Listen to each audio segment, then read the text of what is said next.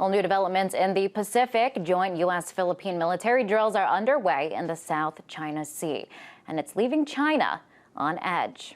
The U.S. and the Philippines maintains that this is all simply an exercise, but China sees it as a provocation. This as tension mounts between the Philippines and China over disputed territory. Now, the drills are happening here on the western Philippine island of Palawan. There is a standoff between the Philippines and China over who has the rights to the nearby waters. The Philippines says the area lies within their territory. China claims it's theirs, and there's a lot at stake. The island sit on what some estimate to be around $50 billion worth of oil. China also in territorial disputes with in the area with Indonesia, Taiwan, and Vietnam. So, are the military drills a sign of what's to come, and will they be a step toward pushing China to a breaking point? To discuss this, Dr. Paul Craig Roberts, former Reagan administration official, joins us now. Welcome, Paul. So the U.S. and the Philippines say these are only drills, nothing to be alarmed over, but is there more to it? Of course there is. The military security complex is putting in motion another conflict. They need a conflict to replace the war on terror. The war on terror, you know, it's been going on now for 10 or 11 years, and it's proved to be an embarrassment. The problem with the war on terror is that the mighty military of the American superpower it can't defeat a few ragtag insurgents. So in order to keep the war going with Iraq, as they did for 7 or 8 years, and now in Afghanistan for 10 or 11 years, it's sort of embarrassing. I mean, they don't really want the war to end. They're not trying to win. They're just trying to spend money so the profits flow into the military security complex and comes back in political contributions. But the problem with this type of conflict is it makes the Americans look impotent militarily. The notion that the United States military can't defeat a few thousand Taliban is embarrassing. So what they need is a new Cold War like they had with the Soviets. Now, which won't actually come into conflict, but which they can keep going for decades. And so China is the obvious candidate. So they're provoking China. They're trying to start, you know, a military buildup in China, and one that we can point to for more alarm and more buildup here, so they can keep the profits flowing into the military security complex. That's what it's all about. It's not about whose islands they are or any of that. It's about we've got to keep the money and the power flowing to the military security complex. But Paul, at the center of all of this tension, and it's been going on for years now, is oil and money. The islands, the Spratly Islands that are now being disputed, that they're estimated to be sitting on billions of dollars worth of oil. The Philippines says it belongs to them, but China still plans on drilling. So in this case, could China be seen as the aggressor? No, look, all of these excuses are just what they have to concoct. They can't say, oh, we need a long-term conflict to replace the Soviet conflict. So we've decided to do that with China. They can't say that. So they create make-believe things like oil on islands and who do the islands belong to and that sort of thing. But that's not the purpose of this. That's not the purpose of starting a conflict with China that they can keep going for years without actually having to fight.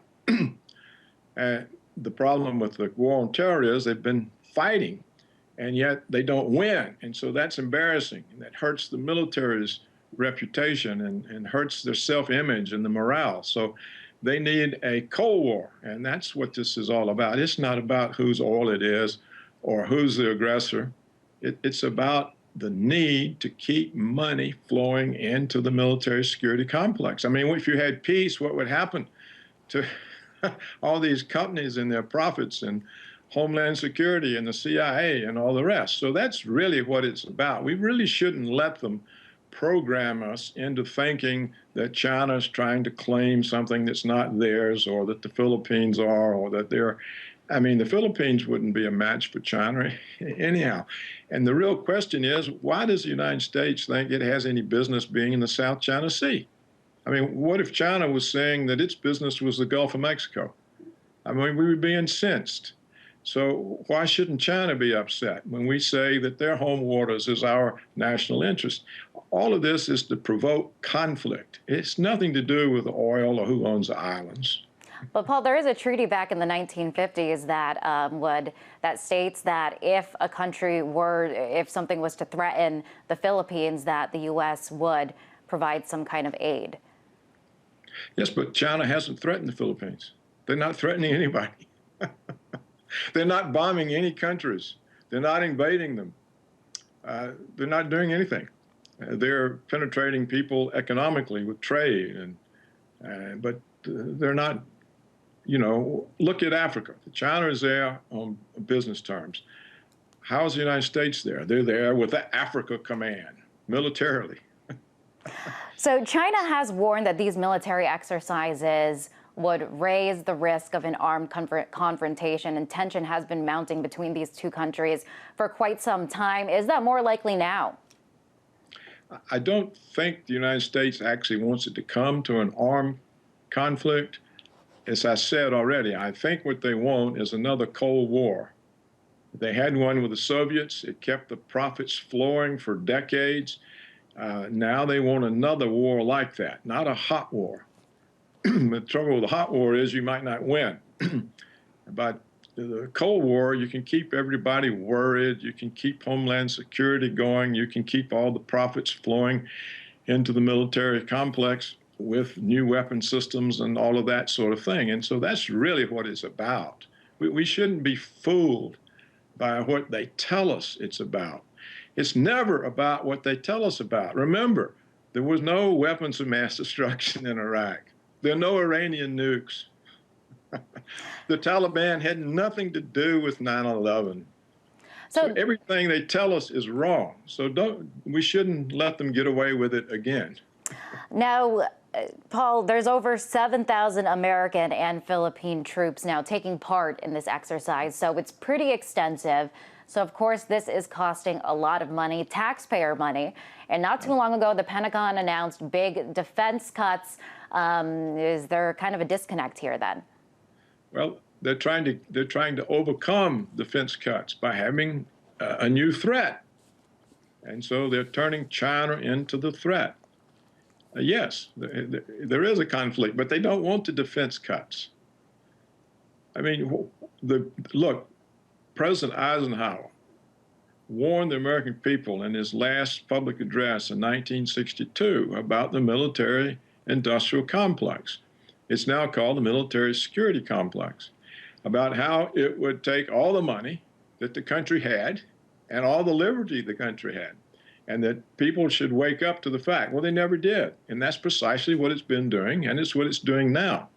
And so China is the new conflict to replace the war on terror. I mean, it's kind of running out, isn't it? They claim they've killed bin Laden. They claim the Taliban is defeated and dispersed. It's kind of hard to say that Iran is a terrorist conducting terror around the world. So they've got to have a new conflict. So I guess, Paul, this is just another sign of the U.S. changing their focus from the Middle East to the Asia-Pacific region. You can look at it that way. It's a more promising conflict for the military security complex. Paul, pleasure to have you on as always. That was Dr. Paul Craig Roberts, former Reagan administration official.